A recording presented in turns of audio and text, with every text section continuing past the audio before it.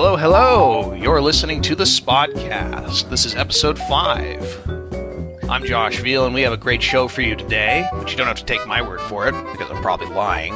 You can just listen to the cool people who are with me here as well, such as Chris Franklin. Yeah, I'm a cool people, I guess. By this show's standards. Also here with me Cool, is people. Glitch. A, how do you know it's going to be a good show? You haven't recorded it yet. B, why does Chris get his first name, but I get called Glitch? I'm protesting this. I'm because until about 4 days ago, nobody knew who your name was. We're on strike. Or what your name was. That's a perfect time to start calling me by my actual name, so everyone can learn that instead of the name I made when I was 11. I'm really embarrassed about it. Joining me today as well is Steve. Melvin.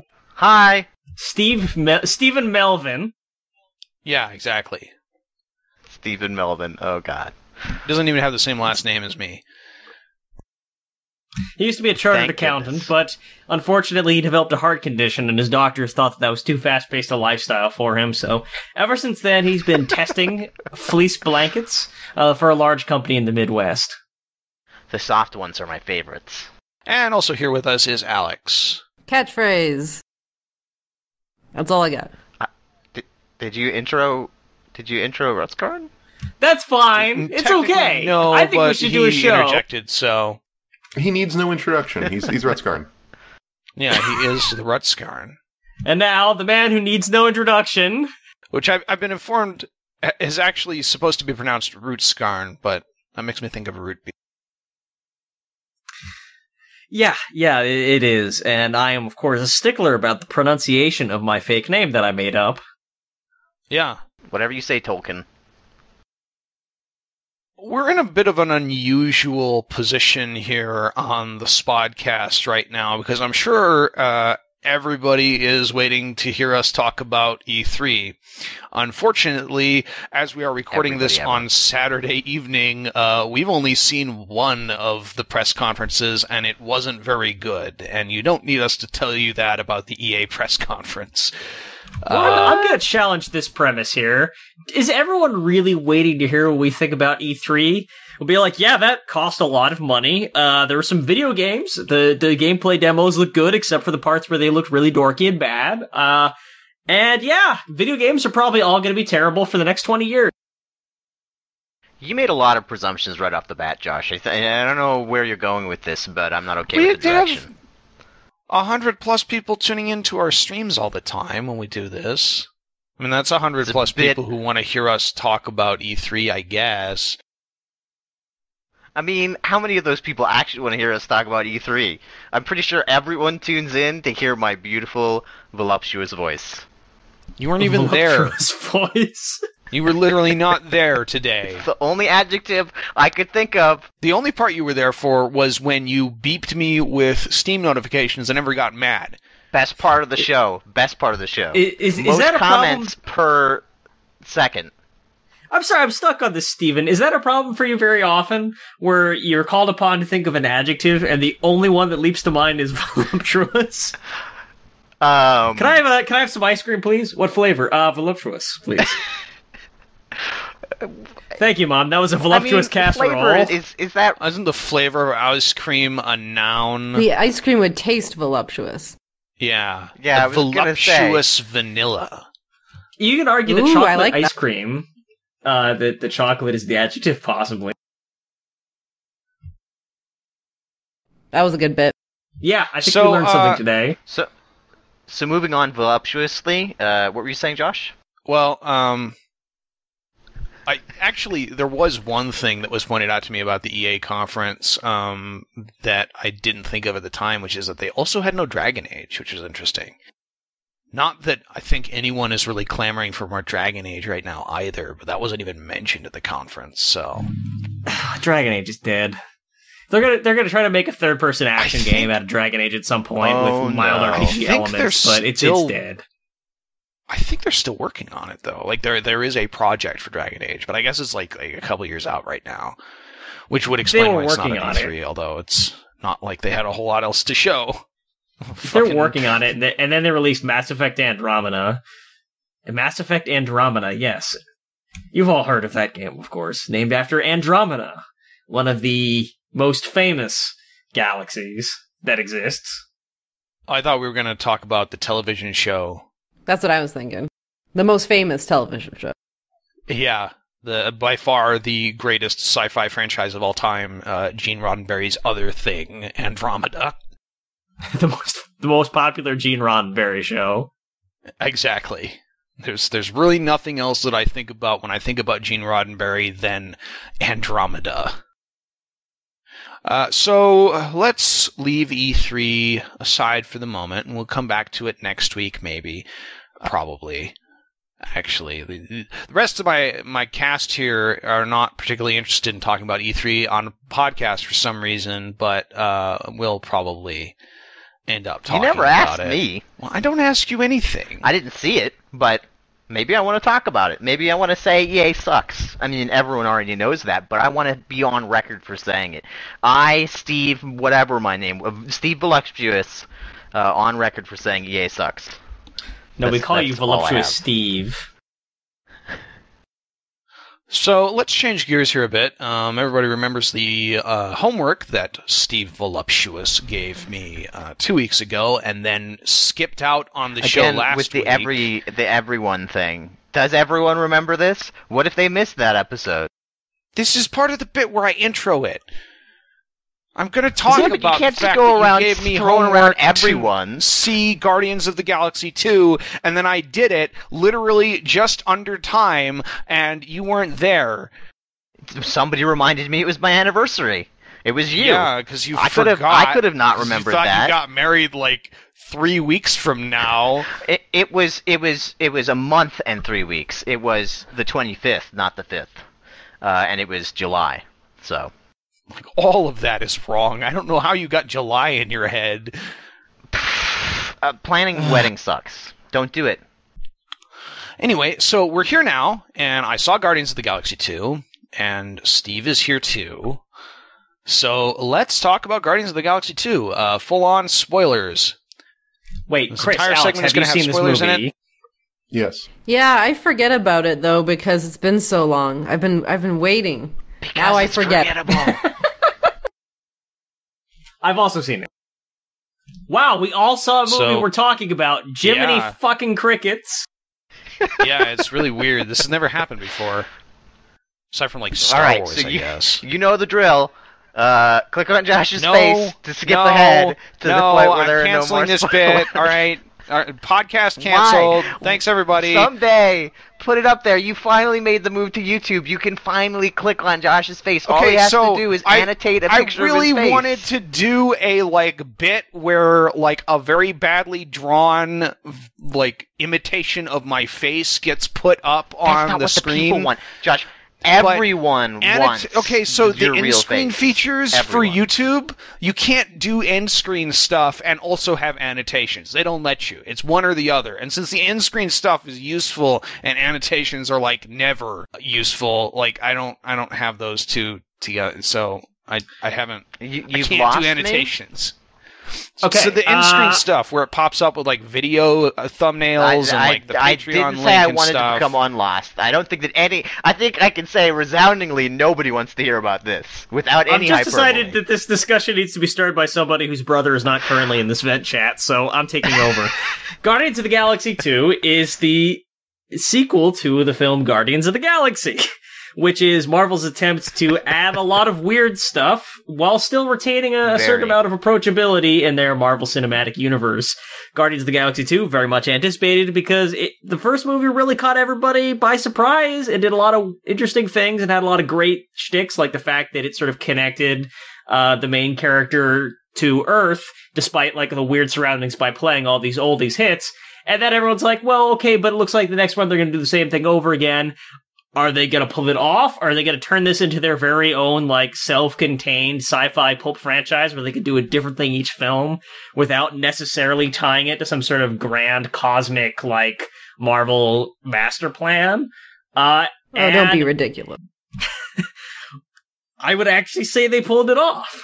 I think that the sequel to Guardians of the Galaxy 2 retained the elements that made the original good, was clearly a sequel, Like, it definitely felt like just, oh, this is another thing that happens. But it also feels like the kind of sequel you don't really get a lot of these days, where they took the same characters, they gave all of them arcs that changed them a little bit since the last movie.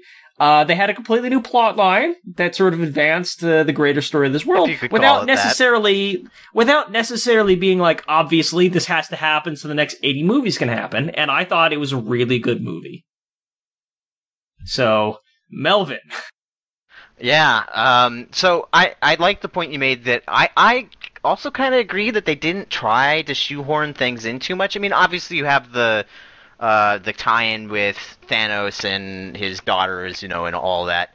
But, like, really, they didn't, like, force anything that's like, this is going to be important later, so come watch all of our other films, which was refreshing because that's so very Marvel to do, to just force in things that, like, even the last film had the Infinity Stone, which was, I get that that's what they're using in all their films to tie them together, but even then it's like, do we really need that in Guardians of the Galaxy? I didn't think we did, and so they pulled that off well.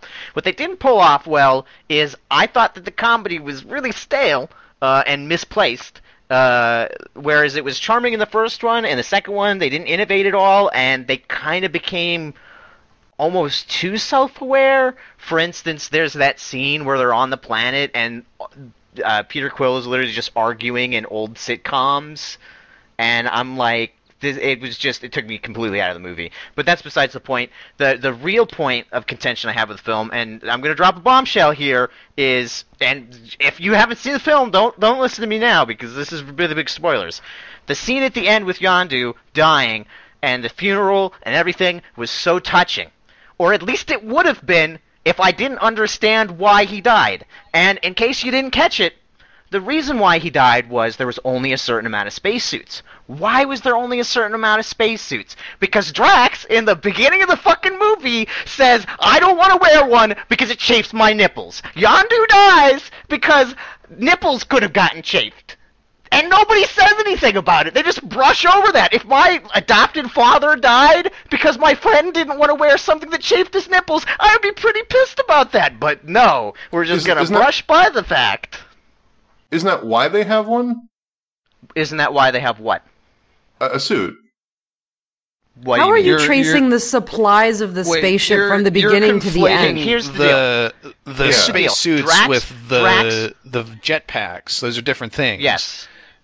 Either way, Drax didn't have the jetpack or the thing, so they couldn't go out into space. They only had the certain amount of equipment because Drax didn't have the other equipment. I was watching the film like the same way I watched the last one. Drax didn't bring his initially to the final encounter, you mean? Right. Which is established in the very opening scene when he's like, I don't like wearing these things, they chafe my nipples. If this had been a D&D campaign, I would have been pissed at whoever was playing Drax. Right, but by that logic, Yondu just arrived from his own ship. Why didn't he bring his own? If we're expecting Drax to wear one at all times, why wouldn't Yondu be wearing one at all times? The whole film is built around, or at least the beginning parts of the premise are built around, you all are doing stupid things, and this is why we're fighting, because Drax is doing this stupid thing that could get him into danger, or because the Fox is stealing batteries. Why does he need to steal batteries? And so the whole growth of the film, to me, is supposed to be they get their shit together. But they don't get their shit together and somebody dies because you don't have your equipment that you need on your ship. But the classic, like, the Yondu thing is just the classic, like, yeah, it's just the classic, like, father sacrifice to let the son grow and continue on hero's journey, right? Like, Yondu's, like, a bad dude. And so, like, he's like, I need to do this because I can't do anything else except die. Right. Did anyone aside from me think that like, for a while in the middle of the movie that Yondu just got fucking murdered by Nebula? Wait, what? What? Like, when he gets shot, and no, the mutant villains, like... Oh, right. I was thinking, like, oh, is he just dead? No. That would have been unceremonious. But they establish he's alive in, like, the next scene. I think that they let it hang, but that's tension, Josh. That's what you call tension. You're supposed to wonder, oh no, is Yondu dead or not? And feel like a sense of suspense and wanting to see what happens next, which is going to carry over as you get lost into the next part. It's the meanwhile on the ranch form of storytelling. But yeah, the point I'm trying to make is that, like, even if you can, like, explain away all of the like, problems, it still feels to me like they were trying to shoehorn in the comedy too much, like the Pac-Man scene or the playing catch scene. I can't be the only one who was sitting there being like, a little over the top. I thought. Yeah, that was a little cringe. Especially because it just reminded me of Pixels. Yeah, that's not a good parallel to reference. You don't want people thinking that. But like. Also, the plot's slow, I thought. Like, they literally, what happens in the movie? They start out in one place, and then they crash, and then they spend the rest of the time on Peter Quill's dad. And I like being able to say that sentence. It does have an interesting, like, I'm not sure I'd say this is an issue, but an interesting quirk where, like, at least for the first half of the movie, you really have no idea who the villain's gonna be. Yeah. It's a structural problem. Really? I mean, yeah, you know from the trailer, and also you know who Ego is. You know. Kurt yeah, I Russell's was going to be the say bad guy. I didn't they pay attention to to either of those. So right, it wasn't a strong villain. Even then, there's a structural problem wherein you have sort of a strong action-based opening, and then about the middle third to 2/3 of the film are very much introspection and character-based development and internal arcs about finding yourself and finding your dad and finding who you are and it was very identifying someone else. Too, like all the characters were talking to one other character. There was very rarely groups of people talking. It was all everyone's specific little tiny stories. It felt almost Star Trek in structure, actually, with how much time the thing spent on just talking and on introspection. That's not too far off. And that's not a bad thing, like, to have that kind of character dynamics. In fact, it probably did more of that than any of the new Star Trek films, except maybe the latest one. Yeah, they were pretty much stuck on that planet that whole film. But also, I don't know about anybody else, but I thought the whole Peter Quill's dad being a planet thing was really weird. Like, in an uninteresting way. I didn't find that to be a very appealing reveal. I don't know.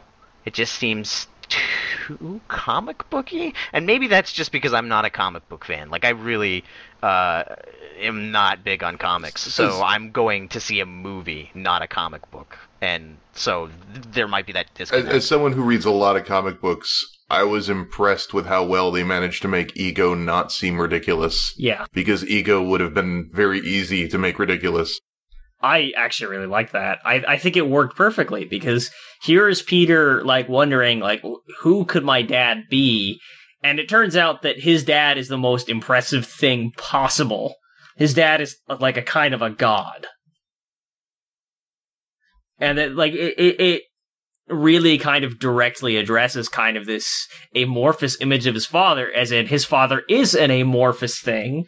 His father is this amorphous, powerful, paternal thing, like life-giving thing, that is just every kind of, every question and every kind of feeling he's had about his dad. It literally represents that, and then it contrasts that with, well, yeah, but compare that to the person who was actually a father to him.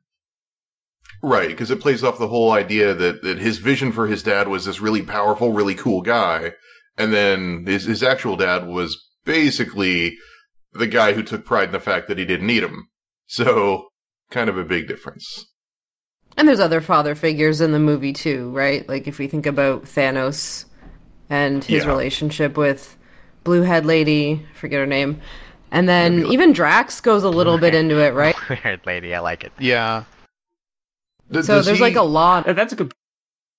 I thought that relationship was more on the like evenness, I guess, between him and Mantis. Oh, I mean, doesn't he talk about his daughter though? Yeah, I guess that's true. And yeah.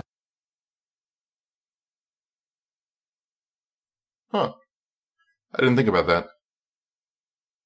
It's not a good through line, though, because if you think about Thanos in comparison with Ego, then there's all, like, I don't know, what's worse? There's two totally different things going on there, and there's not enough time to, like, develop all that stuff. But everyone was having daddy issues.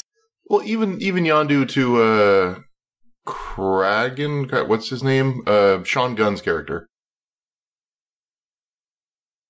Yeah, I mean, it's just a general theme of family being something that is, like, family is not something you are, it's something you do. Yeah.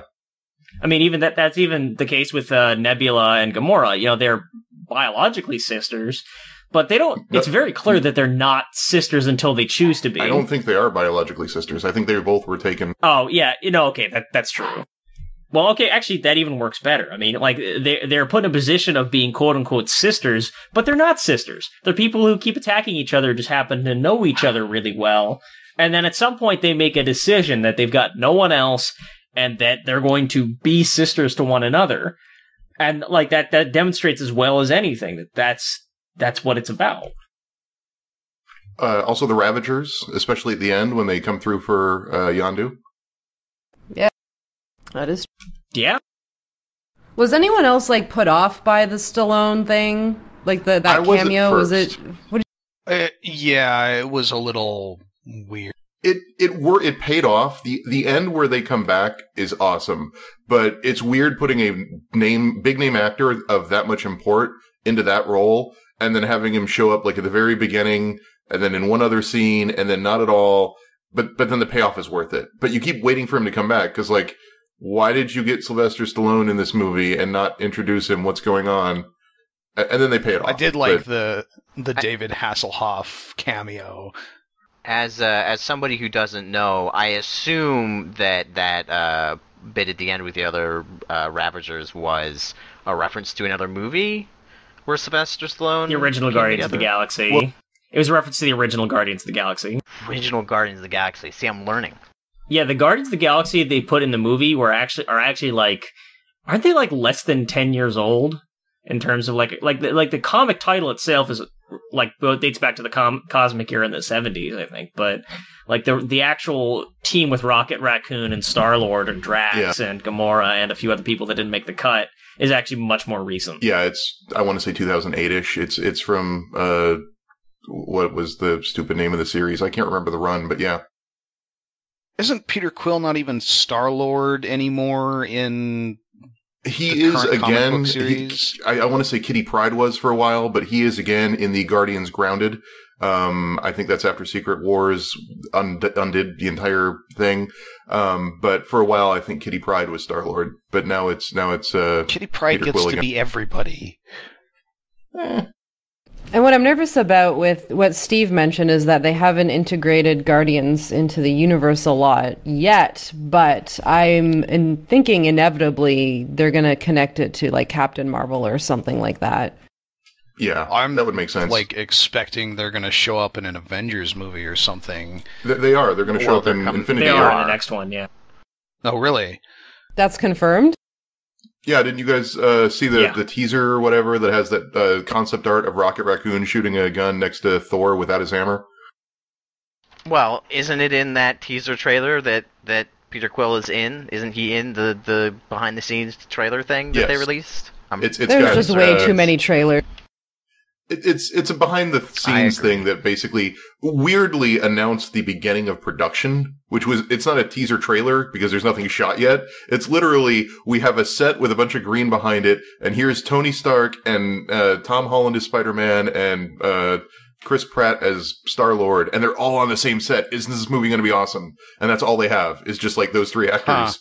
But yeah, they're trying to hype you up by showing you that we're getting the band back together. And having that's not the first time they've done that. Is it too late for them to cast Chris Pine as a character just to really maximize? Then we can have all the Chris's. Oh yeah, that's an interesting note. And I know we're not going to talk about Wonder Woman here. Chris is on Infinite Earths. Oh god, yeah. That would work better if this was a DC movie, or Ruskarn. But interesting thing to note: Wonder Woman is getting higher reviews than Guardians of the Galaxy 2. Thought that was. I think it comes down to structure. I mean, I think it deserves it. I mean, like I don't disagree necessarily. I mean, I haven't seen the film, but it's just weird to live in a time where that's the case, because that hasn't ever been the case since these movies started coming out. So I'm surprised it happened so quickly. If we can go back to Guardians for a minute, I think the one thing they really didn't nail was the explanation of Ego's plan and why it matters, and they kind of just hand-wave this as like, oh, it's beyond comprehension for normal mortals, but like his plan is apparently to cover everything in blue goo, which... I think that the idea was... Is he gonna like absorb all the life into him? Is that it? Like he's just gonna make everything him? Yeah, exactly. I think that was the idea. I don't know. They didn't show that part in the little pod with the statues. I can't remember. The dioramas. So well. The dioramas. The diorama. Yeah, that's a great way to deliver plot. I mean, like, and that's my biggest problem with the film, because I don't think it's bad. But there's so many things that were just like, this is just weird that we're literally getting dioramas of the plot. I liked that, that actually, strange. If you think about it for a little minute, actually makes sense for Ego to do, because, if it's just Peter Quill was his only offspring, then why would he make a bunch of dioramas to explain everything? But, if he's got, literally thousands upon thousands of kids that he's collecting, of course he's gonna build a diorama to explain everything to them. That's funny. Oh, that's the idea fucked up and actually really true. The idea that after a couple thousand of these, he's like, oh god, I gotta find a better way to explain this to them in a way that I don't actually have to, interact with them. So I feel like we're probably getting ready to move on, but I had one more thing I wanted to say about the movie. Yes, Red Sky? I just want to say that I think that they did a really good job making sure that, despite the fact that this is like a dumb superhero action movie, it had a really strong emotional core. And I felt like that they went out there with some with their storylines about the characters and their family in a way that really did expect you to emotionally engage with them, in a way that was very honest and allowed the characters to feel things. Yeah. Allowed Peter to sort of express his grief and his frustration and his feelings of being lost, and sort of without his mother and then without a father.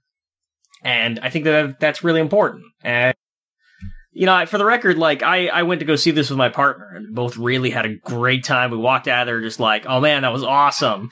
And then, my partner had to use the restroom, so we go up the stairs, she goes in, I'm standing there, alone, because it's late at night in the movie theater, and I just burst out sobbing for, 5 straight minutes. And it's that's a good superhero movie. Yeah, no, I agree. James, if there's one thing James Gunn does, it's making really empathetic weirdos, and especially with sort of the Guardians, especially Guardians 2, it took time to really develop pathos for every single one of them. And so you felt for every single arc that they had. Granted, Drax and Mantis didn't get much of an arc, but everyone else, I think, got a really satisfying arc. Yondu, Gamora, Nebula, Rocket, and Peter all got really satisfying arcs, and they all come together at that moment in the end, and that's a freaking gut punch. I was fine until the Ravagers showed up, because it was just after we had dealt with character deaths and reuniting families, and it was sad, but it was just sort of okay. But then the Ravagers show up to send off Yondu, and even though they said they wouldn't, and then Rocket has that realization that they came for him even though they said they wouldn't, because they were family, and then I just broke down, because it was sad for a superhero movie about punching dudes and making 80s references. There's an emotional core there that I think really works. And that's the end of the movie. It cuts honest tears. And then it's yep, that's it. And then here's 5 end credit scenes, but ignore that. That was kind of annoying.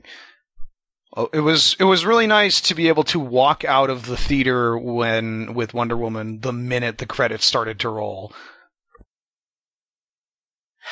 And, I think to some extent, I was primed to feel that way about it, because, his emotional journey is in large part about sort of, losing his mother to cancer, which I did. And also just the idea of, sort of his father not being there, which, at the time, sort of my dad's actually going around visiting family, so I haven't seen him in a while. And on the one hand, yeah, that makes me more primed to react to this than I think many people would be. But on the other hand, we did, spoiler warning, a day after my mom died of cancer. And we did the Fallout 4 ending where the character named Father dies of cancer in front of you. And I didn't feel a goddamn thing watching that. I feel that speaks more about Fallout 4 than anything. Well, what I'm saying is, yeah, it doesn't matter if you're more primed to feel a certain way or less primed. At some point, some emotional engagement still needs to happen. And yeah, Fallout 4 did not do that, and Guardians of the Galaxy, with a much smaller runtime, did that. While also having a raccoon and tiny baby tree, fighting waves of monsters. I will say I'm happy that they're growing Groot up again, because he didn't do anything in this movie. I didn't like Groot at all in this film. I mean, they ran the risk of having Baby Groot be too obnoxious. I think they used him just the right amount versus... It could have been worse. It could have been obnoxious, cute Disney sidekick bad. They have 2 scenes where he really matters. It's the opening and then the jailbreak scene. And then other than that, he's just sort of there. Yeah, I'm glad they didn't dwell more on that. Going into it, it felt really like the Minions vibe. I was really worried with the way they set up all the trailers, because every trailer had him in it, in a featuring role, because he's also in the end a little bit. And I was really worried they were going to pull a Minions and slowly make the films more about Groot, because that's what sells tickets. However, I will say, as somebody who follows theme parks, the Guardians ride at Disneyland opened recently, and all of the merch is basically Baby Groot, and it is so obnoxious. They all dance. I don't know why the end of Guardians 1 and the intro to Guardians 2, dancing became Groot's thing, apparently, Baby Groot's thing. And it's just, I do not want a plastic dancing plushie Groot doll ever. I feel like that merchandise is not there for you. I guess. I want the plushie Howard the Duck. Oh, who makes another cameo appearance in this one? Yes. I don't know if that means anything to anybody, though. Maybe it does. I don't know. Only people over, 30. There was a guy sitting next to me in the theater who, definitely understood the significance of Howard the Duck immediately. Did he clap? Significance. I don't think he clapped, no. He's like, oh, it's the duck! That's the guy! And he was, talking to his girlfriend on the other side of him, about, why it mattered. Not in, a hugely distracting way, but it was, not quiet enough that I couldn't overhear it. So apparently at least one person in the universe got that. Honestly, I'm done seeing Howard the Duck until they give him his own movie. Let's not go crazy here, Rutskarn. No, let's go crazy, motherfuckers. No, I want a Howard the Duck movie. Please, no. I'm an American. I have a right to see a Howard the Duck movie. You really don't. I'm pretty sure it's in the Constitution somewhere. So, editing the last episode of the Spodcast was a bit strange for me because I spent a good portion of the time ragging on about how the Switch was basically unobtainable right now. And then literally 12 hours after we recorded that, I went to bed, got up, went to a Walmart, walked in, and bought a Switch. So... Would you say there was some kind of change in your circumstances? Some very sudden change between two binary extremes? Yes. It was a juxtaposition, you might say. Yeah. It flopped. It flip-flopped on you. That's a little bit of a simplification, actually. What happened was I got up in the morning, and I'm going on vacation to see you, Glitch. You wonderful... Who? Wonderful rascal. Steve.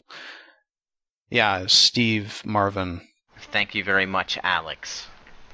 And I wanted to get a Switch before then for the plane. And I wasn't really planning on trying to get one immediately, but I went on, I checked a few websites, for the, and it was the hour-long plane flight. Yeah, and also because, we like Mario Kart, and it'd be cool to have Mario Kart to play while I'm there. I still don't believe you're bringing it after the whole Vive fiasco. I think it was a Vive. Oculus, whatever you had. What? I'm going to bring my virtual I have a reality Vive, thing but to California. Well, we're both down there. Dad totally told me not to do it, and it made sense because there wasn't going to be enough room anyway. You need okay, why would you 2 ever by let 2 go of meters the square. There's no fighting in here. This is the war room.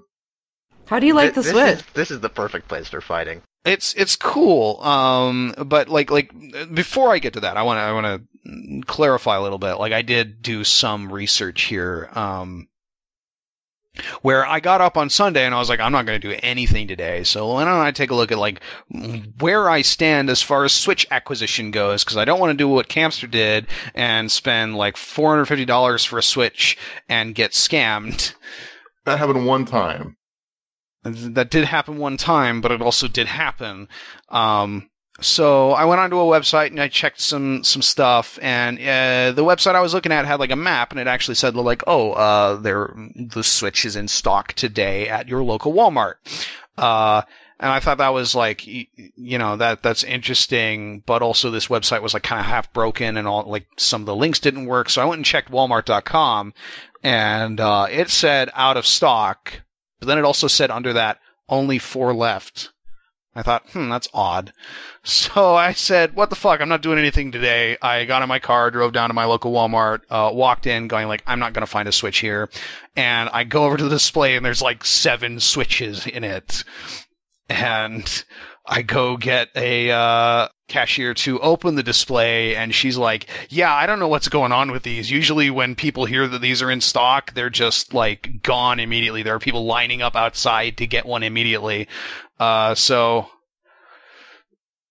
it's still not easy to get one of these, but apparently maybe not as hard to get one of these as they used to be.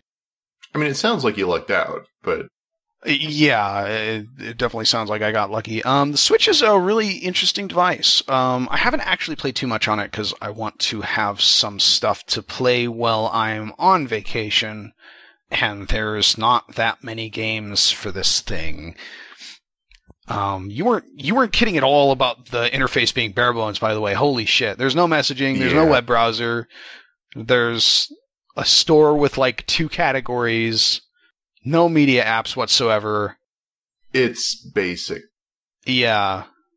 But I got Breath of the Wild, and it's really, it is a really cool thing to play. I thought the controller scheme with the 2 Joy-Cons and the Joy-Con grip and stuff would be really, really maybe manageable to play, but definitely not comfortable at all. But it actually works pretty well. I don't find myself absolutely craving a Pro controller or something to play games while I'm sitting. And the game and the thing in portable mode actually looks really good. It's a 720p screen, I think, but it doesn't feel like it. I think that's due to the size, but... That's another thing. This thing is not large. And I think, if you haven't seen one of these in person, you probably don't understand just how small this thing actually is. The screen is the size of my phone. It's 7.5 inches, I think. It's just large enough with the Joy-Con. It's just large enough with the Joy-Cons to not really be put in pocket portable, but it is small.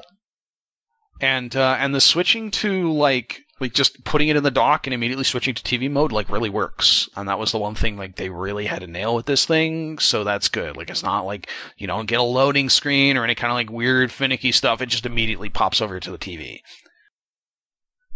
So yeah, it's cool. I don't have any impressions on Breath of the Wild because I've only played like an hour of it. But I wanted to touch on that a little bit. Basically admit that you lied about how difficult it is to get a Switch. Yeah, I'm a horrible liar. Wah, wah. Yeah, basically. All right, moving on. Chris and Alex, you guys were both at two separate video game conferences recently. Not E3, but something maybe smaller, more intimate, and significantly more academically focused. Why don't you tell us about those? Do you want to go first, or me? You can go first. Mine's probably shorter. So I just got back from CGSA, which is the Canadian Game Studies Association conference that happens in conjunction with Congress, which is Canada's National Humanities Conference. So basically, all the people who do art stuff, not arts and crafts, but things that aren't science, engineering, and math, get together, and it's really a large conference, but CGSA is a small portion of that, and so it's game scholars from Canada, but also United States, and we even had some people Skype in from the UK, including Mark R. Johnson, who's a really cool dude who's doing a lot of cool stuff with procedural generation and is like a good colleague of mine. So we basically sit in a room for several days and listen to conference presentations, sometimes from grad students, sometimes from professors, and everything in between. And those consist of like works in progress things, or sometimes we do have game demos, but for the most part, they're typical conference papers about games or play. And then we usually drink for the rest of the night because Congress very much acknowledges the crippling alcoholism in academia. So they give out drink tickets as part of your membership. And so, it's a good time. Different games was happening in Toronto in conjunction with CGSA. I didn't get to go because it's really exhausting to spend 3 days at a conference, because it's like sitting in class all day, except everyone that's presenting and you want to network with them, and you're legitimately really need to pay attention and be engaged. And when you do that all day, every day for 3 days and get no sleep because you're drinking all night, it's kind of a whirlwind. But it was good. I presented on K-pop and esports. It was a fun presentation. I chose not to do anything too serious. My slides got corrupted minutes before I presented, so that was a real bummer. I spent so long on my slides, which is something you should never do. They always tell you, don't spend so much time on your slides, but I did, because it was fun. But other than that, it was good. I learned a lot about what other people are doing in games research right now, and that's kind of the point of it. Can you talk a little bit more about your personal presentation? Yeah, so mine was on the intersection between K-pop and the esports world, and sort of a little bit of vice versa. So the history of K-pop at esports events, the history of kind of K-pop influences in games, and then the role of esports in the K-pop world. So it was kind of influence. You talking about like an aesthetic influence, or economical, aesthetic. It was kind of a large overview. I was originally going to do a full like economical like sort of analysis of like the Hallyu wave, and I did that a little bit. The Korean wave, the kind of exportation of Korean pop culture around the world. But then I decided I don't know enough about economics to do a whole presentation like that. So then I was like, let's also analyze this K-pop song and talk about why K-pop songs now have these sort of like humble brags of gaming skill in them, and why that's an attractive thing to young girls these days. And it was a whole bunch of different things. I realize this is not a thing that a lot of people can jump in on, but yeah, academic conferences are pretty much essential when it comes to your academic career. You're supposed to go to at least, I think, 2 to 3 a year. Oh, wow. That's got to be brutal. Yeah, that's something Jareth has been doing for the past several years, which is why he keeps coming to Vegas and hanging out with me for some reason. Because it turns out Vegas is a great place for academic conferences. Is it? Yeah, unfortunately in Canada, we don't really get a lot of those hot places. What's the Vegas of Canada? Still regular old U.S. Vegas. Probably Niagara Falls. Really? Yeah, that's probably it. There's no casinos in Toronto. Yeah, I would say Niagara Falls. It's a huge tourist trap. People emphasize the gambling Las Vegas, but really the most important Vegas quality is just the fact that it's a gaudy shit show of which there is no escape. So Niagara Falls actually makes a lot of sense. Yep. It also helps that the Canadian Falls are significantly more impressive than the American Falls. Like, you go to Niagara Falls, it's like, Canada. Oh, cool, Niagara Falls, which one is the American? And you point to this little tiny waterfall that's over on the side, and they're like, oh. Yeah, that about sums it up. If you keep going further into Canada, though, you get the wine country. That's the real show. Never mind that waterfall. Waterfall of wine, that's what I need. So that, like, do you head east into Quebec? Oh, no, it's just probably half an hour outside of Niagara. It's called Niagara on the Lake. Oh, really? The last time I was at Niagara Falls, I could not legally drink in either Canada or the United States. So, it's been a long time since I've been there. So, Chris, what about your convention? I'm trying to figure out what to even say about it. I recently got back from Gotland, Sweden, which is that big island you see off the coast of Sweden to the east if you look at Sweden on a map. It's in the Baltic. It is very much in the Baltic.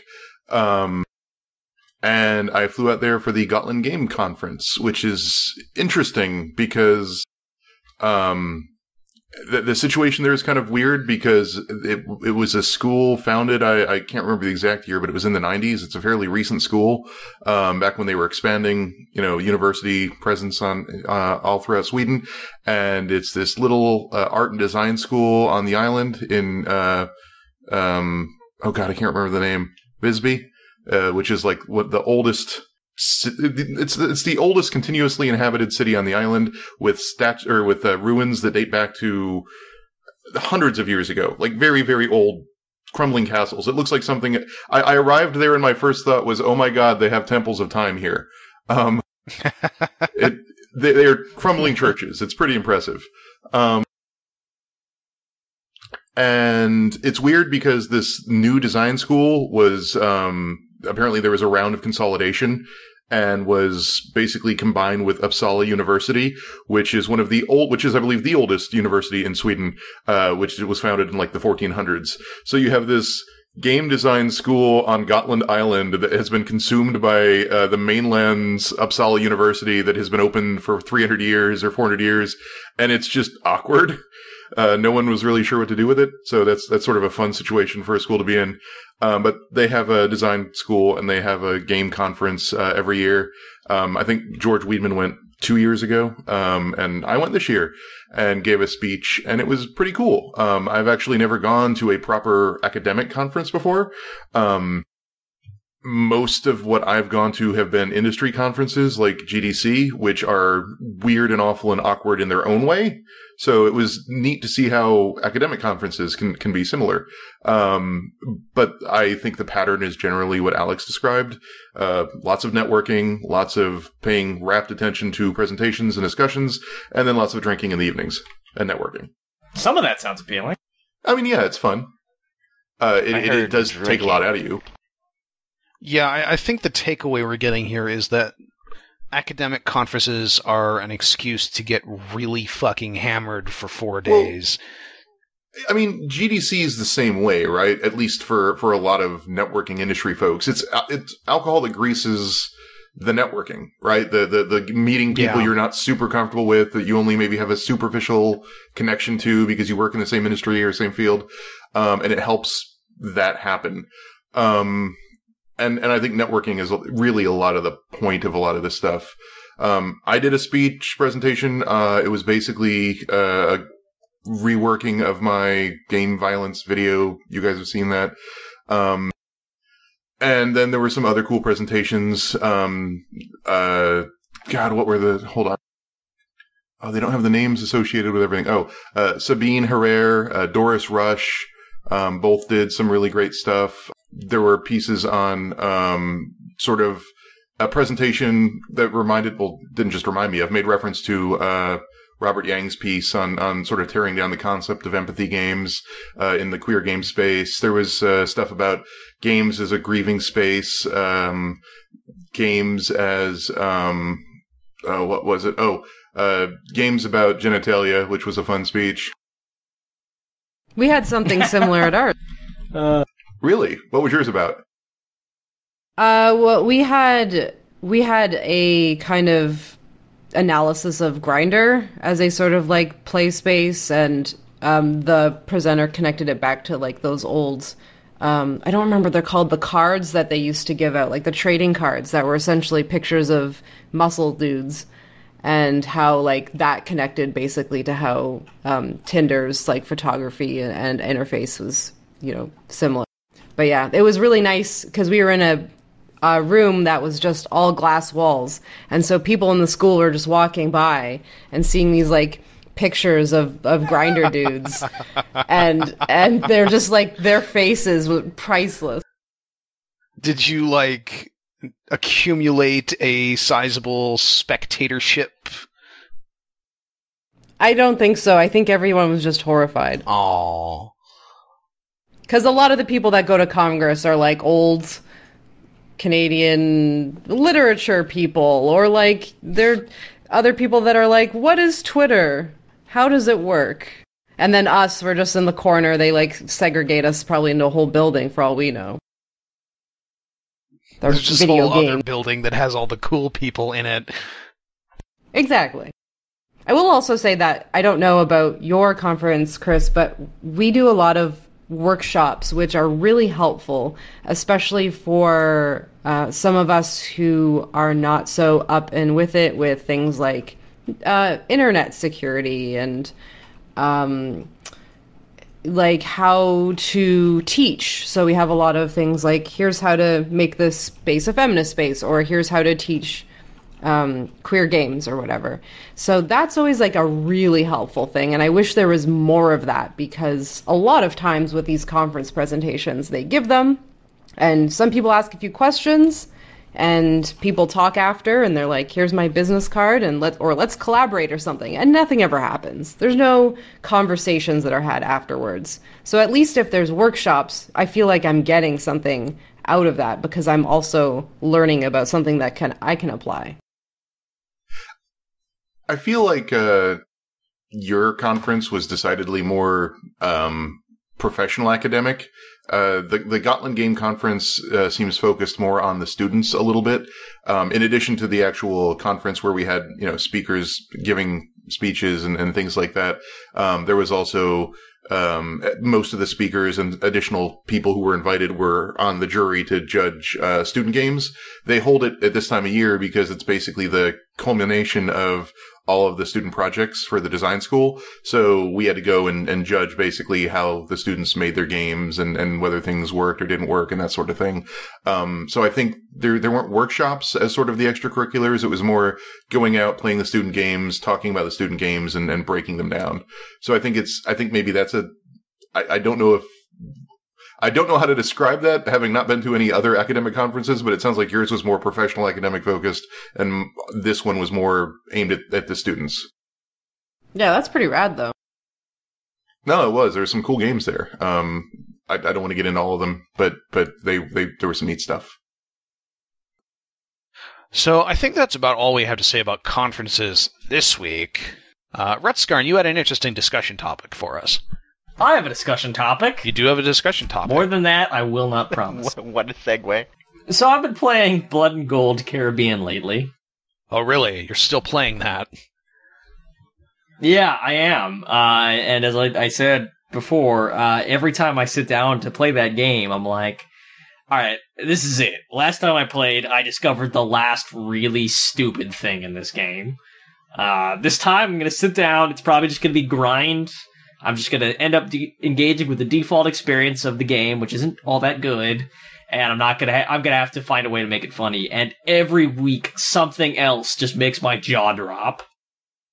So you can read the series to that, but it's actually been making me think a lot lately about how much fun I've had playing Battlespire and Blood and Gold Caribbean and all these other, like, really bad games. You do seem a glutton for punishment.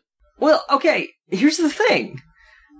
I've talked before about how sometimes, like, a badly put together game, it's really fun to try to find ways to enjoy it, like, not the way it was designed to be enjoyed. You know, like, with a well put together game, the mechanics are very balanced and very, all bug fixed and, tight. And, you can only really engage with them on the terms of the developer. With a game like this, the sky's the limit. It's like you're trying to outsmart, their beleaguered, playtesting team and figure out ways to abuse their game and get ahead when you're not supposed to. And actually, that's made me bring the question to you guys. What's the most fun you've ever had out of a terrible game, mechanically speaking? Like, I'm not talking about, like, we talk about, like... I'm so on. Yeah, awesome. Just to clarify before I throw to you, we talk a lot about having fun with, like, dumb stories and dumb characters, but, like, what's the most fun you've had with bad mechanics? Okay, Alex. Yeah. So, I am the proud owner of a 3DO. Oh, no. And we've always had the 3DO, and we love it, and it's our baby. But the problem is that there are several light gun FMV games that exist for the 3DO, and we never had a light gun. So we played that game. I can tell you, it's Mad Dog McCree is the one, which has been ported to the Wii since. And there's a space... Mad Dog McCree! Yes, look it up, it's good. And there's a space one, too. But so we played this game with the D-pad because we were desperate. And try playing a light gun game with the D-pad. And when you're a child and bored, you memorize the hell out of those videos because that's the only way you can play. And so, but it's like one of my fondest gaming memories as a kid is like trying to wrangle the controls and memorize these FMV games where you're like, where's that dude coming in? The one with the black hat comes out of like the saloon at this time, and we're both ready for it. And being 2-player, you can optimize it a little. And I'm pretty sure we never beat it because it's impossible, but give it a shot. It's so good. And yeah. I'm trying to like picture this in my head. How do you play a light gun game with the D-pad? Well, I guess the game still allowed you to move your crosshair with a controller. Oh, so you have to hold down the D-pad to like move your crosshair over the screen. No. It's a good time. That's all I got. I feel like Josh and I probably had plenty of these, because I remember distinctly having these problems with old video games with Josh and breaking things playing with him. But I can't remember any. The only game I can think of isn't really a bad game, kind of. It's Risk of Rain. I kind of liked it, kind of didn't. Lots of people don't like it, but you can totally break it by just getting certain power-ups and sitting in the level, and the whole point of Risk of Rain is that it powers up. Like, the longer you play, the harder it gets. But if you get these power-ups, you can just kill everything and absorb the power-ups they drop to the point where you can completely break your computer doing that. Like, I literally left it up for a day, and it blue screened to death to me. It was great. Oh yeah, that's right. You did an experiment where you wanted to see how powerful you could get, and yeah, you checked my my played hours the other day. You're like, you spent 102 hours in this game. I'm like, nope, yeah. That was like 3 days of just leaving the game up.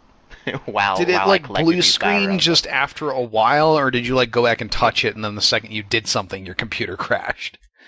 No, I was able to, for a while I was able to touch it and stuff, but eventually, because like I work from home, so I just had it up like kind of in the background, and eventually it got to the point where my computer just crashed in the middle of work. I was just like, oh, there it goes. That's pretty great. I should run the experiment again now. I wonder if they patched it. I should run that experiment again now that I have a beefier machine and see how long I can go for. Can you remember any old broken games from our childhood, Josh? There are so many that are on the tip of my brain that I can't think of. I know we had the Rebel fun Assault breaking games though. were pretty bad. Going back to FMV games, those were the FMV games that I don't know if you actually played those with me though. Maybe not. That's not Wampa Stompa. That came later, right? That's another one. No, that's that. Yeah, the debug mode in the N64 version of Shadows of the Empire was pretty fucking rad. Oh yeah, I did play these. I remember these. Oh my goodness. I do fondly remember us playing Star Wars Droid Works and making really bad robots, and then one particular moment where you were playing and I was over your shoulder and you walked around and then suddenly an assassin droid showed up and you screamed at the top of your lungs, turned around, jumped off a ledge and died. Yeah, you're selling me short here. It wasn't like I screamed at the top of my lungs once. I was about halfway through the level. I screamed the entire way back, still terrified, ran all the way back to the beginning of the level, which starts on an elevator, and then fell off the elevator into a pit. And somehow survived, but was stuck forever, and I had to restart the level. Ridiculous. I'm not sure this really counts, but the first N64 game we ever had was Superman. Which did you enjoy that? That was unplayable. We made an honest try to play that game and thought like it was our fault for messing up, but no, it turns out that game controls really, really poorly. I'm not pretty sure that we tried to get Dad that. to help us figure it out. At some point. Isn't that a hell of a moment when you finally become old enough that that wasn't my fault. That game just fucking sucked. Yeah, we got an N64 pretty late into the console's life cycle, actually. Yeah, we did. It was a gift. Good old Ted. Was it I thought we bought it from It was kind of a gift. It was very heavily discounted. We didn't have a lot of money at the time. This friend of our parents who owned a furniture store, we and call him also Mr. on the side sold electronics. It was a really weird store. It looking back, I don't really know what it was. It was not an attractive furniture store. It was like a warehouse, a small warehouse full of dusty furniture. At really cheap prices. It was weird. I don't know how it existed. I mean, it doesn't exist anymore. Yeah, I don't think he's still doing anything with it. I think he had to close down. Probably. But that's how we got our Nintendo 64, and he was always discounting things really heavily to the local kids. He was a great guy. Still alive. I say was. It sounds like he's dead. He's not dead. Still friends with him. But he heavily discounted the Nintendo 64 for us so that we could actually afford one and play it when we were. Are you still in contact with him on Facebook or something? Yeah. I don't really talk to him very much. But the times that we're talking about New York or whatever, sometimes I'll definitely remember stories of him because he was so funny. But also I think the parents keep in contact and we talk vicariously through them. Yeah.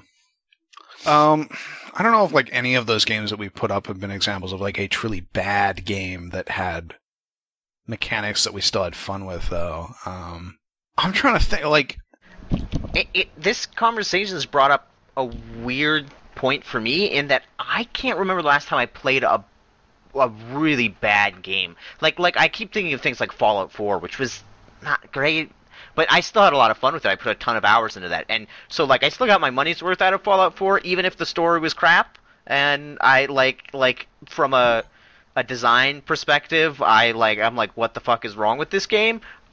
It still wasn't whatever you think about. Whatever you think about Fallout 4 was not bad enough to be interesting. Yeah, that's for sure. So I feel Skyrim actually is Skyrim and Fallout 3 are actually better examples of this, of having really poor mechanics that you can just kind of exploit the hell out of.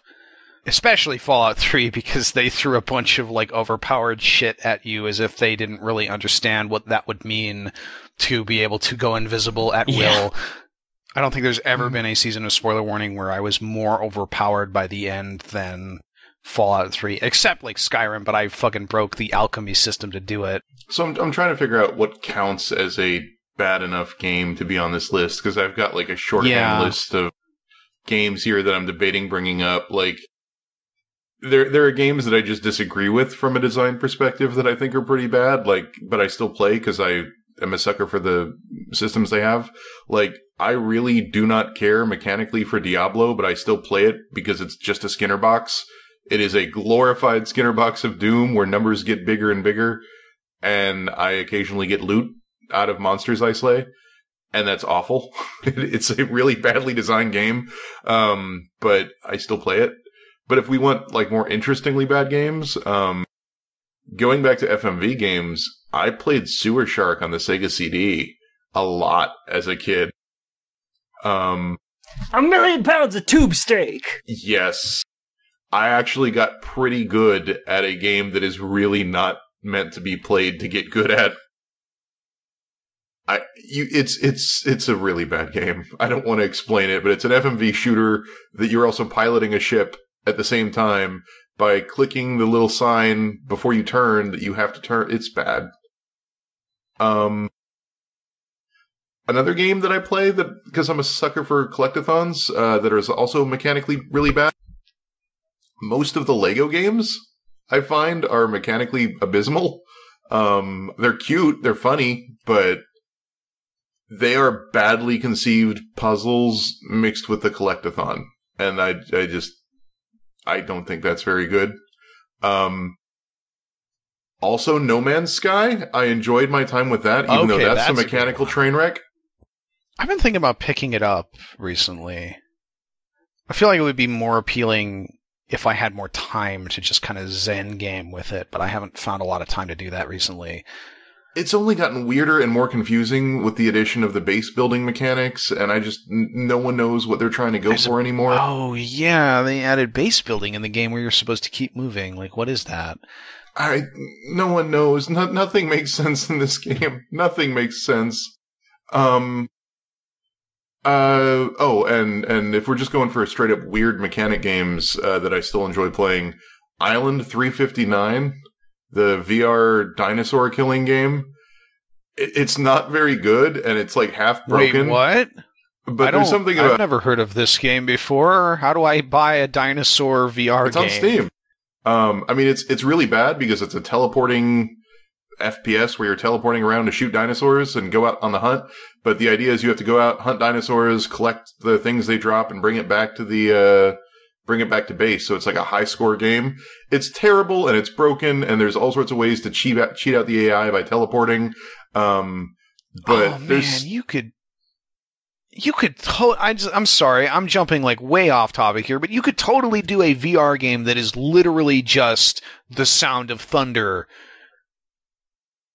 I don't know what that is. It's a short story by I don't remember who it's by. It's the one where Hunter, like, they've developed time traveling. Bradbury. Yeah, Ray Bradbury. Oh, okay, cool. They've developed the ability to time travel into the past, and this has led to this sort of pastime of going into the past to hunt dinosaurs right before the meteor hits the Cretaceous extinction event, and you have to follow this very specific path and not touch anything and not fuck anything up, and then and go and hunt dinosaurs.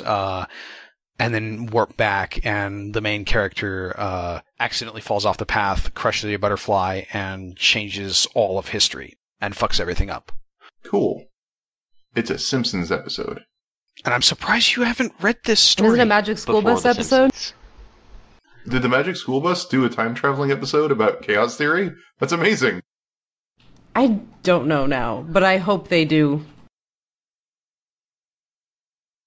Anyway, Island 359 is kind of a broken, fun, dumb game. And if you have a VR headset and want a big, dumb, broken shooter about shooting velociraptors and the occasional triceratops, it's kind of cool. I believe that's actually where the butterfly effect name came from. For specifically, like, fucking everything up in time travel-related stuff. But it's a chaos theory phrase, I thought. Right, I know. I think... Or maybe it was like Ray Bradbury used that as a metaphor for what's really going on. I'm not sure. Let's look it up. I mean, because the idea was the butterfly would flap its wings, and weather systems being chaotic, the smallest change. Yeah, I know. Are we looking this up? Is this what the show has become? Apparently, the origin is from the 1980s, which is after the book. From the notion that a butterfly fluttering in Rio de Janeiro could change the weather in Chicago. Neither of those were correct. Influence. A sound of thunder is often miscredited as the origin of the term butterfly effect. Okay, so I'm wrong. But it's a cool coincidence. Did one of my thing come through? Yeah, you did. Okay. I couldn't tell. It looked like maybe I didn't transmit. I have any other games we want to bring up here for this? Yeah, you fucked everything up. It's all your fault. We're going to blame everything on you. The flow. I ran through my list. It was just a small sentence. You could say it was like a butterfly effect. Bam, we're back on topic. I actually want to say something. Second edition Dungeons & Dragons, I think, is a good example of this phenomenon. That's a good one. I like me some bad Dungeons & Dragons mechanics. Yeah, because the mechanics are really unbalanced. And this actually extends, I'd say, to even third edition, where the mechanics are absolutely unstable, and some classes are clearly better than others, some races clearly better than others. Spells can just completely turn the balance of the game upside down. You know what? That's fine. I've always sort of secretly, or perhaps somewhat unsecretly, liked systems where the end result is incredibly unbalanced. Like, I liked Fallout 3 more than Fallout 4 because you could break it so heavily.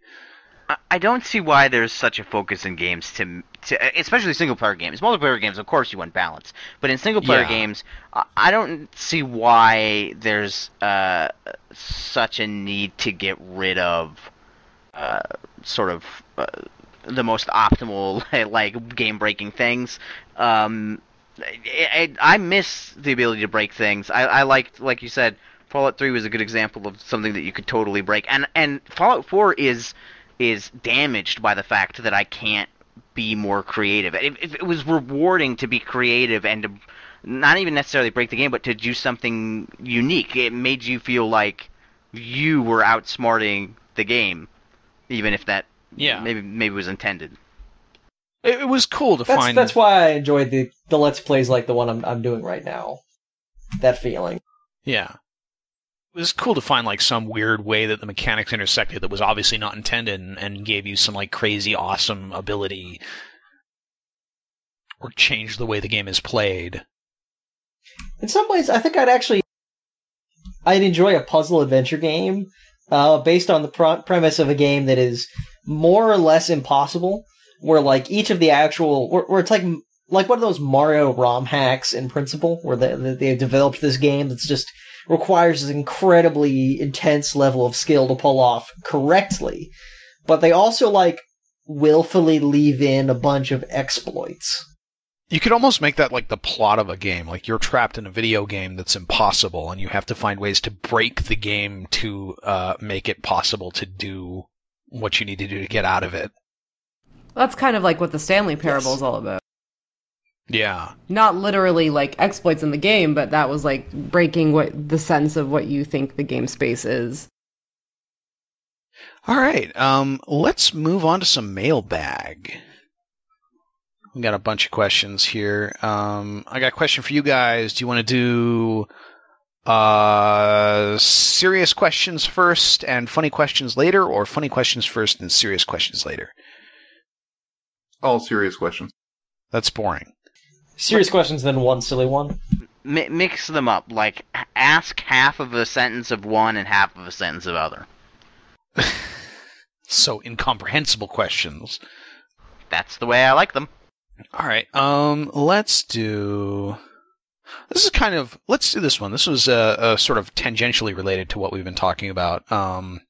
Dear Anime Titties, which games have you gotten really deep into and learned all the systems in because you enjoyed the gameplay so much? Love, Gynax. Oh. I've got a perfect example for this one because that's all I've been playing all week, which is Star Wars Rebellion, my favorite video game of all time. I am on my third playthrough of the week, and I'm a little really your ashamed favorite video to admit game it. ever?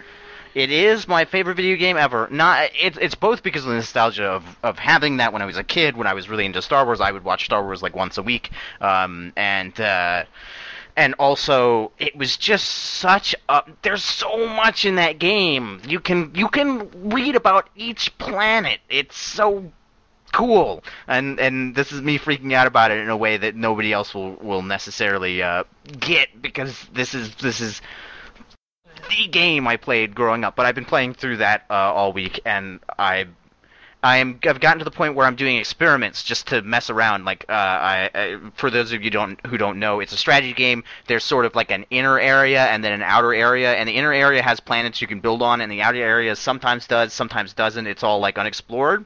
And my game right now is I absolutely do nothing on the center worlds. All I do is explore the outer worlds, and I'm not going to send a single ship into the core of the galaxy until I've explored and diplomatized my way on all of the Outer Rim worlds. That's the game I'm playing right now. Are you playing as the Rebels or the Imperials? I'm playing as the Rebels. Okay. It's impossible to do that experiment as the Empire.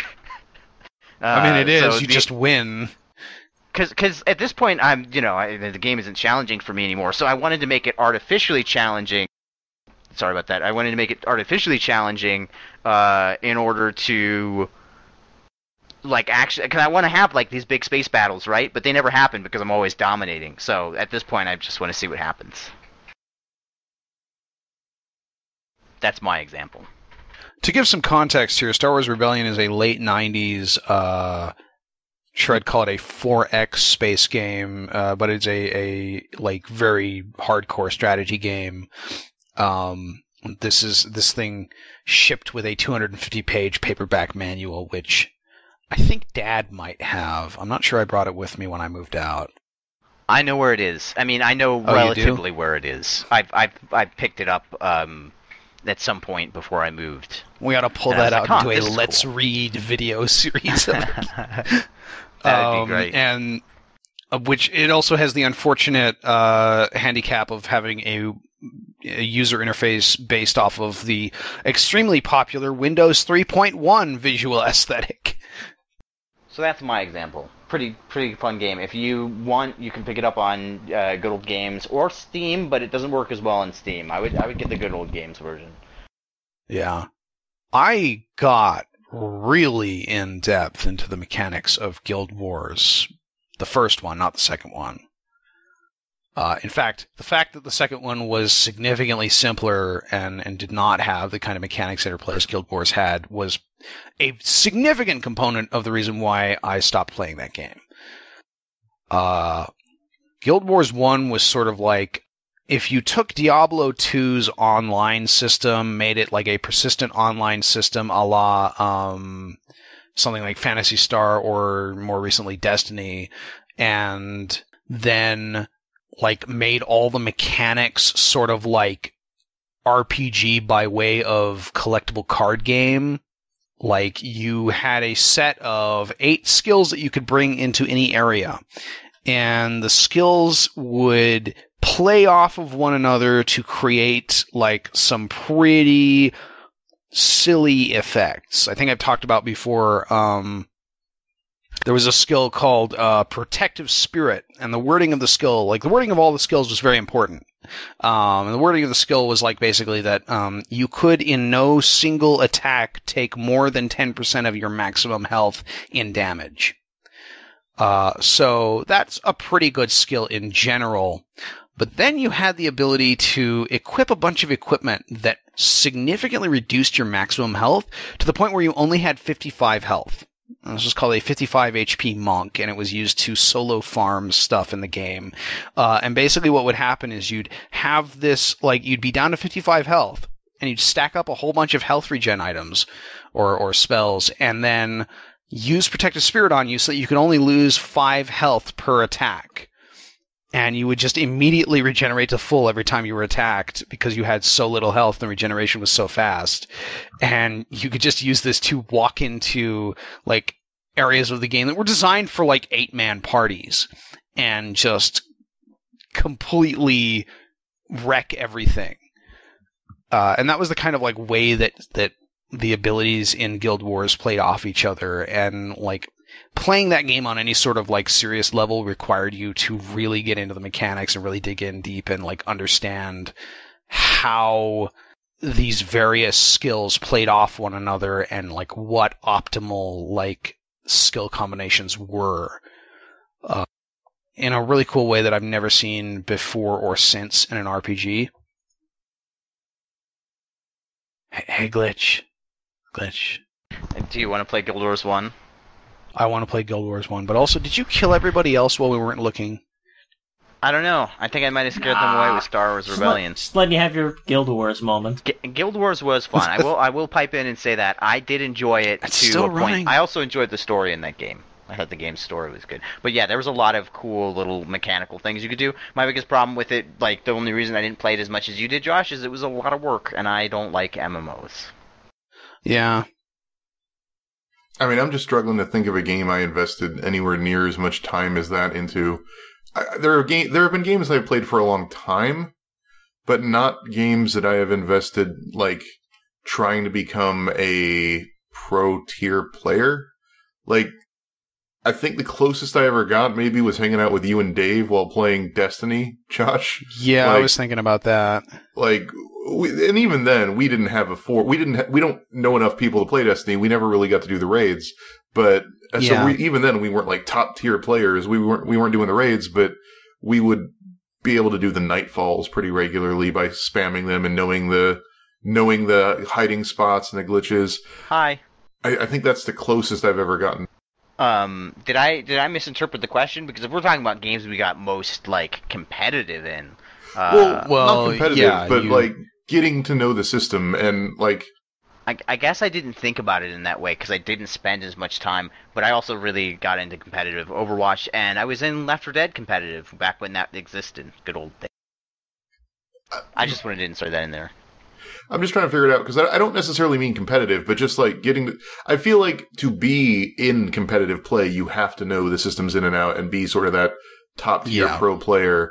And even in a single player game, like, I've never been so into Mario that I know the exact timing of how to do the backwards jump to get infinite 1-ups or whatever. Like, I know that trick exists. I don't necessarily know how to do it.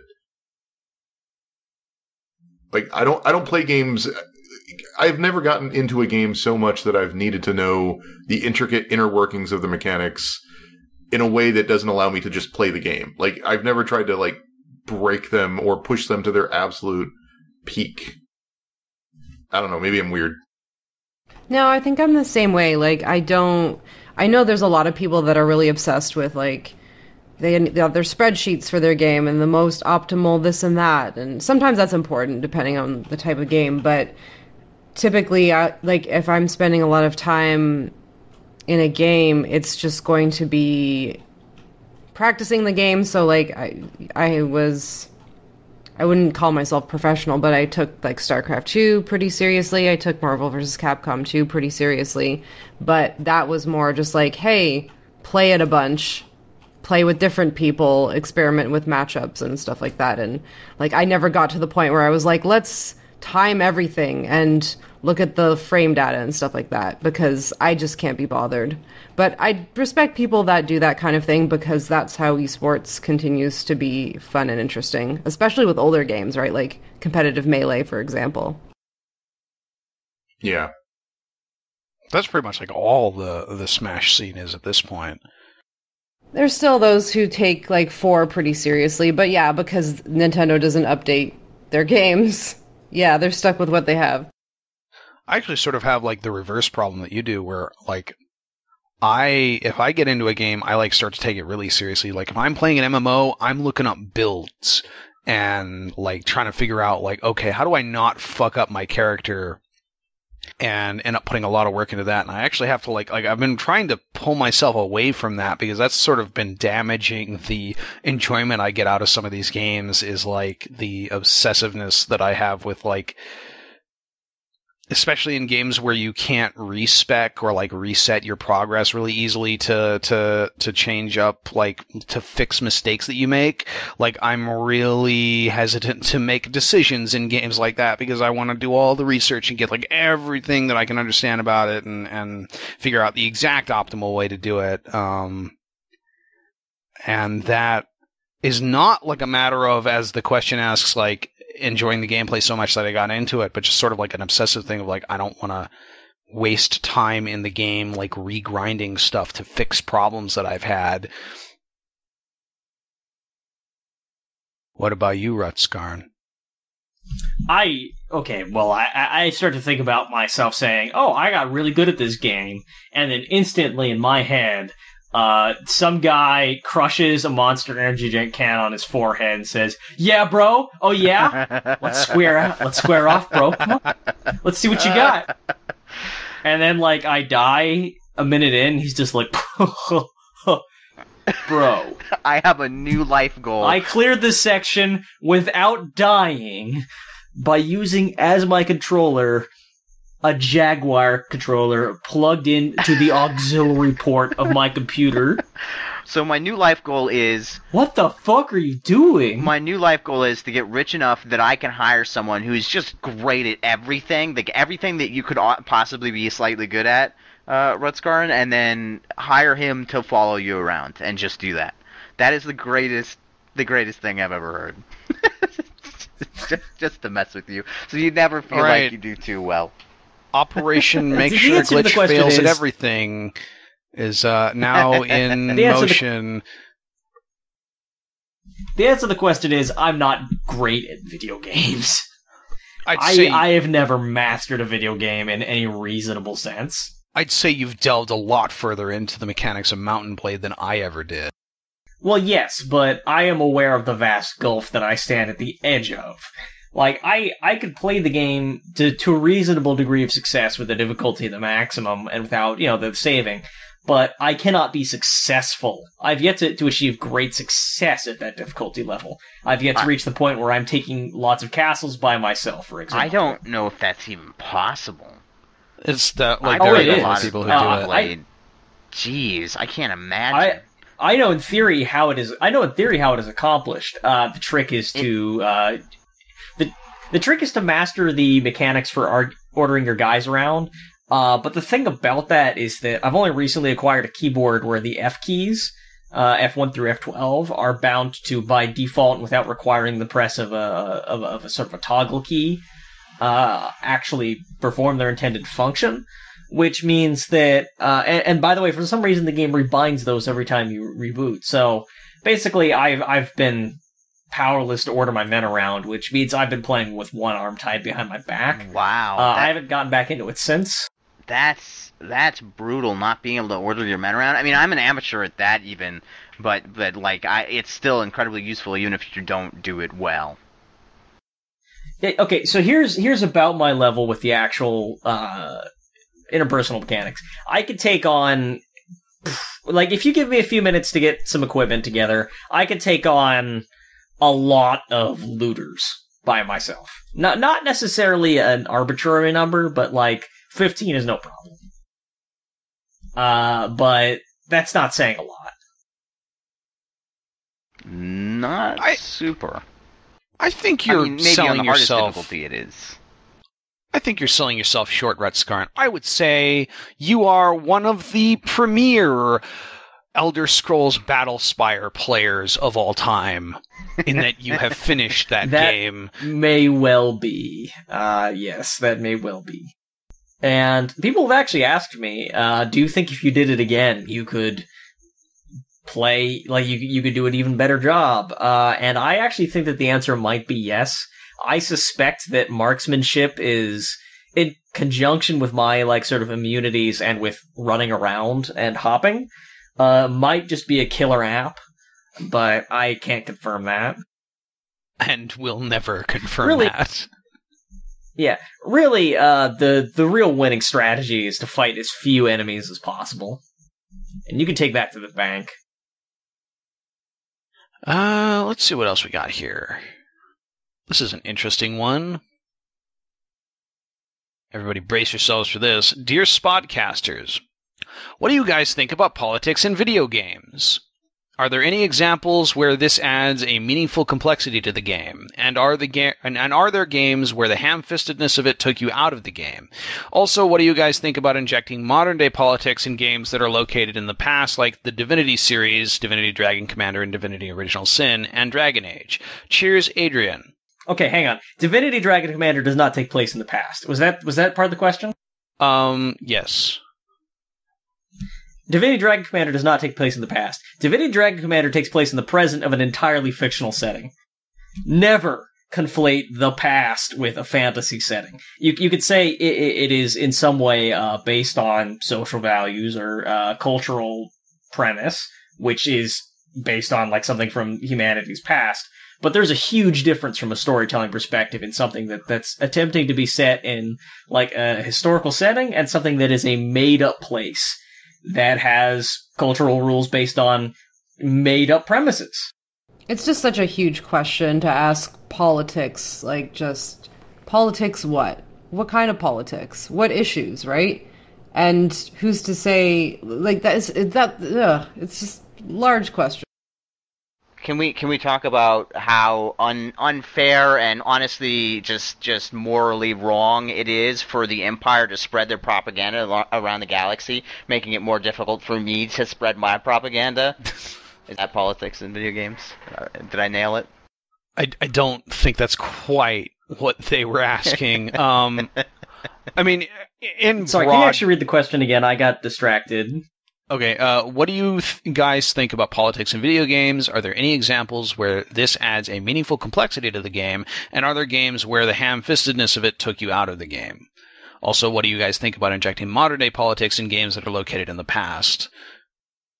I think we can answer this in broad strokes. Obviously, like, you know, getting too far into this is like, we could spend hours talking about this. But in broad strokes, I tend to take the definition of politics that, like, everyone comes from a certain point of view that is inherently political, and these political biases inform everything that they do.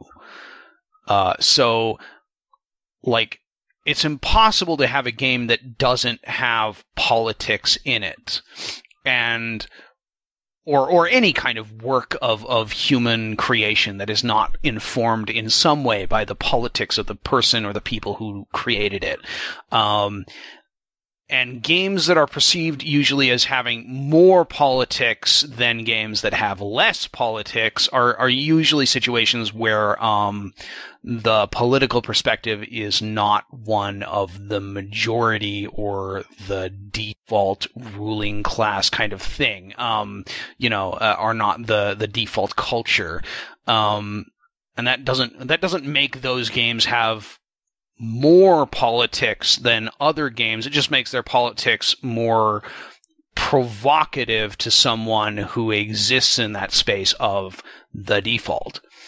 Or apparent. Like, there may be just things that are so status quo that you don't realize that they are actually politically informed. Exactly.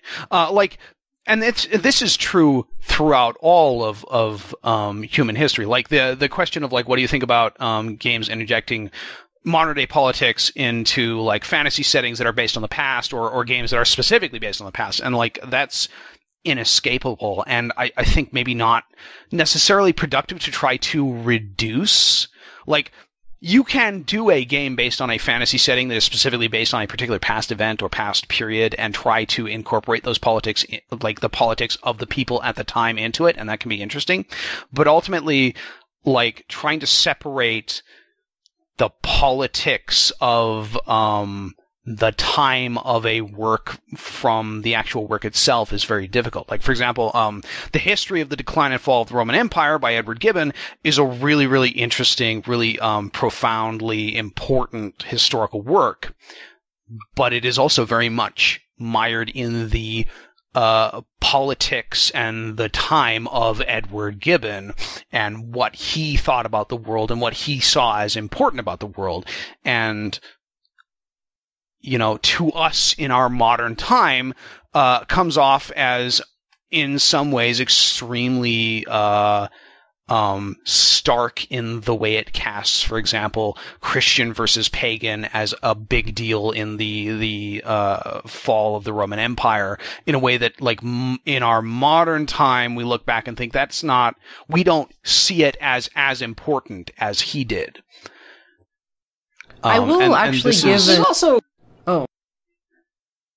Go ahead, Alex. I was going to say, I'm going to give an answer just because, like, a very specific answer because it's kind of fresh in my mind, but I was really rolling my eyes at the DLC, the story update to Final Fantasy 15, where they added in several lines about fake news and I guess tried to make it timely. I mean, there's so many, like, other issues with the story of Final Fantasy 15, but there was some things there where I was like, oh, that's a little strange.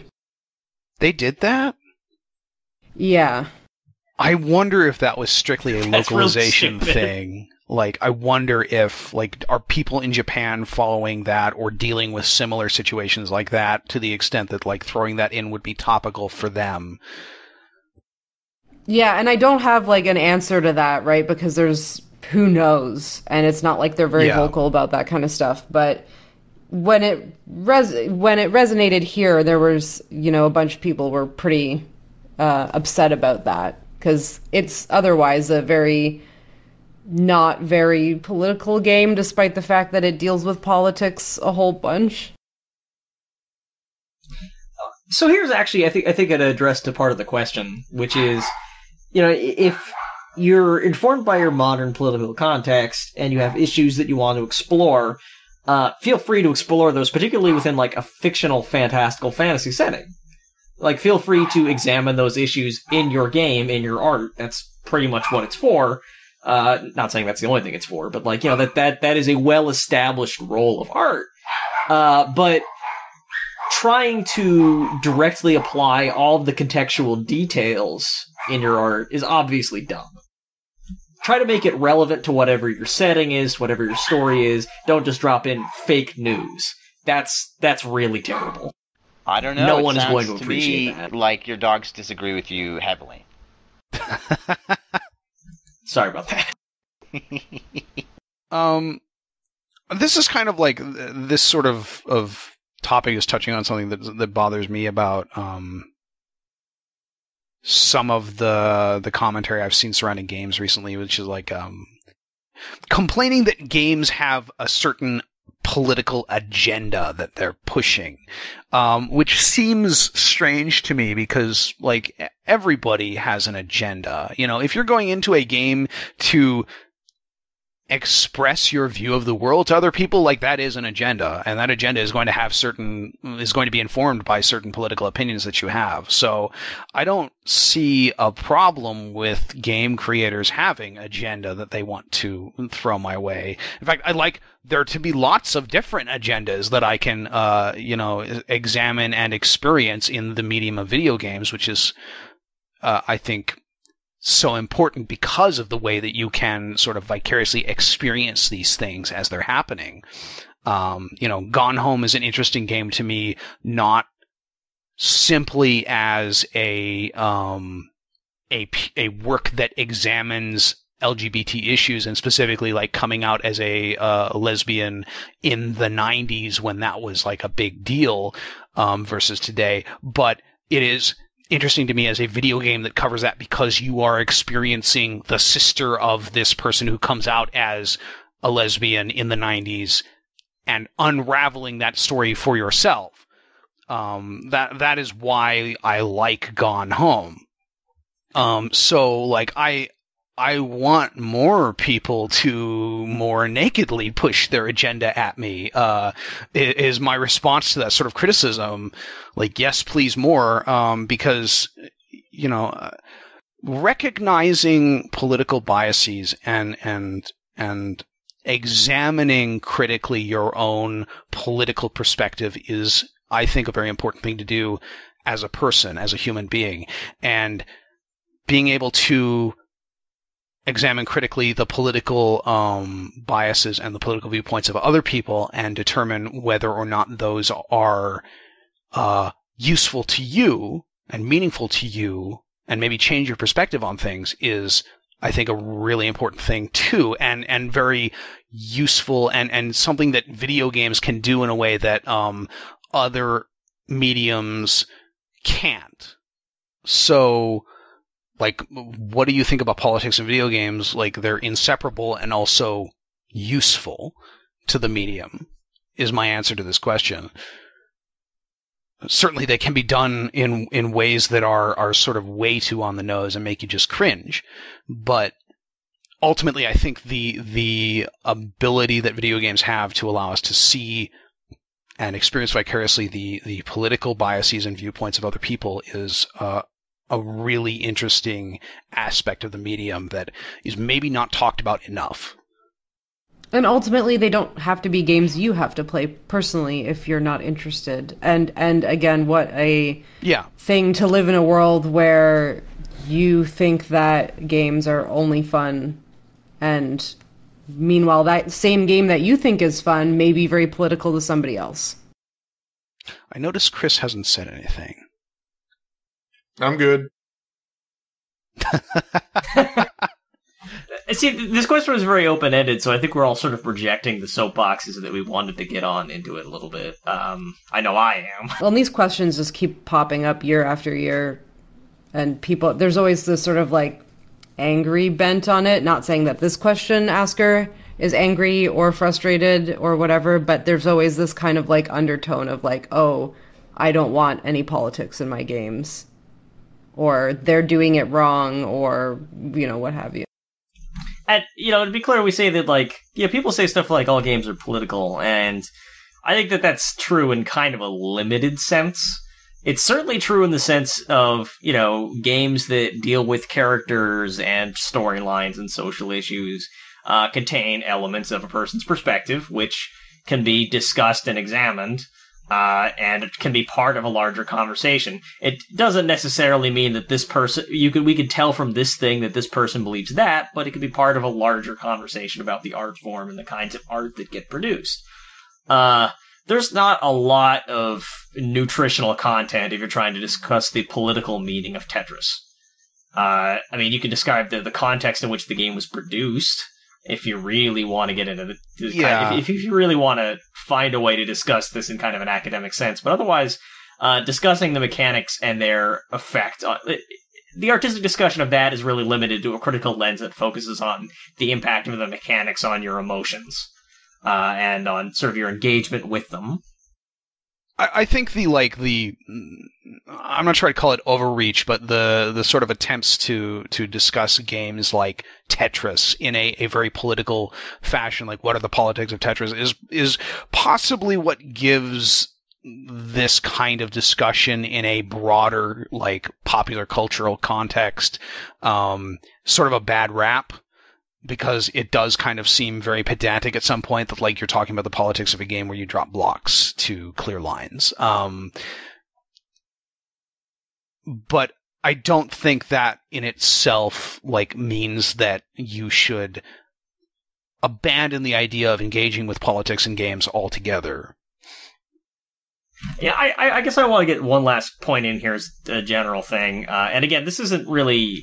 I don't know if you could even argue that this is a response to what the questioner meant, or if this is just something that I want to talk about. That your dog doesn't? Dog says no! Quiet the dogs down. Fuck you. Okay. Apparently that conversation they were having with the dog across the street is now over.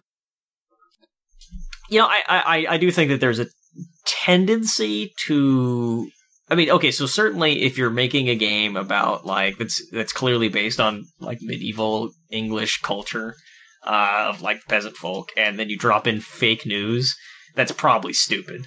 That is an example of taking a political issue that is not particularly applicable or appropriate to the situation, unless you're being really clever about it. It's an anachronism. And stretching it, but... Yeah, it's an anachronism. But it's actually, I think people there's a very clear effect when you compare historical works produced within a cultural context to historical works produced about that cultural context hundreds of years later, that actually runs in the opposite direction of what people might expect. Where often, like, people sort of assume that, like, the broad differences in how we view certain social groups now and how people would have viewed them in the past, like, where that's kind of exaggerated and overgeneralized. Like, here's an example. I've actually, I've read a lot of noir books and sort of research for a project I was working on, and I didn't particularly, like, draw these noir books from any, like, list or source. I just sort of picked them up any I could from libraries or. A lot of them weren't very good, and, movies from Netflix that didn't have high star ratings exactly. And I've also... So a lot of these noir works were from the 40s and the 50s, which is when kind of the boom happened. Some of them from the 30s. Whereas I would also then read selections of books and watch movies and play, games, one game in particular, that were set in that era, but that were made much more recently, the 90s, the 2000s, the 2010s. And one thing I noticed, there was a really strong contrast between these works. Universally, like, if you're talking about which of these works featured sort of female characters prominently, almost all the time, in kind of roles of being, sort of being involved in, like, the intrigue, or of being actually, criminals themselves, criminal masterminds, of sort of having their own agendas and being really big parts of the narrative and kind of having interesting, clever things to say. Universally, that was happening in the books written in the 30s, 40s, and 50s, or happening in those movies. Your Philip Marlowe novels, your White Heats, your Maltese Falcons, were featuring all these kinds of characters, and the ones produced, like, after 1990 tended to be very male-focused, including L.A. Noire, which has a huge plot point turning on the idea that Cole Phelps is attracted to this femme fatale and leaves his wife, and neither of them are really characters. Yeah, and if I can, like, go back and clarify something that I said, because I'm not sure I got my point across, but when I was talking about, like, Gibbon and, like, the usefulness of trying to separate politics from, like, what Gibbon was saying, like, I don't mean, like, understanding Gibbon's politics is not important. What I mean is that, like, it's impossible to separate Gibbon from his own political viewpoints, and it's impossible to separate his work from the viewpoints of the politics that he had. So, like, it's the useful way to look at it is, like, understand that Gibbon was writing to an audience that literally no longer exists. They're all dead.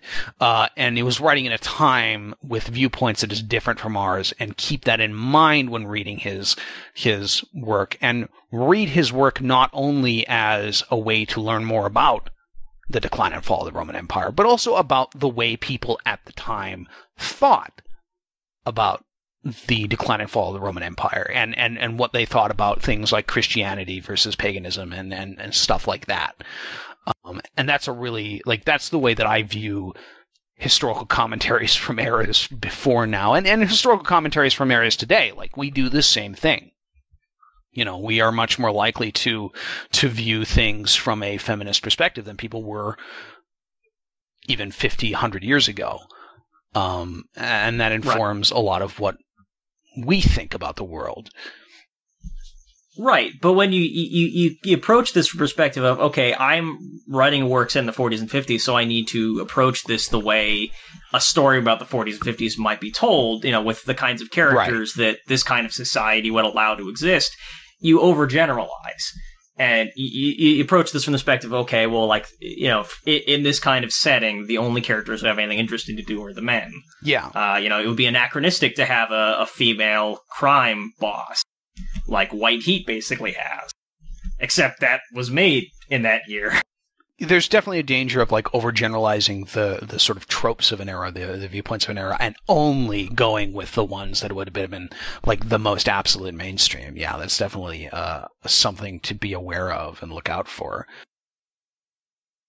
Let's do a couple more. I mean, you want to do we've a been couple going for more? almost 3 We've been hours. going for 2.5 hours, Josh. Have we really been going for 2.5 hours? Like Sweet Christ. we are so far beyond done. All right. In that case, by popular vote, this podcast has been ended. I think we did some good here today. We started a flame war in the comments section. Yep, several probably. We talked about video games. I was the only one who didn't like Guardians of the Galaxy, and I'm going to regret that when I start reading the comments of this video. I'm sure there are other people who didn't like Guardians of the Galaxy too. I mean, honestly, I didn't dislike it. It just felt, I don't know, it wasn't as charming as I wanted it to be. I never did say that I didn't like it.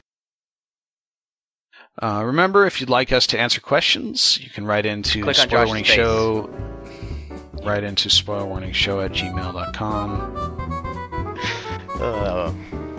And we will catch you next time, where Glitch will not say to click on my face. Say goodbye, everybody. Goodbye. Bye, everybody. Birdies had their fling. You heard the flowers sing. Tikis play the drums. Hear them do the chant.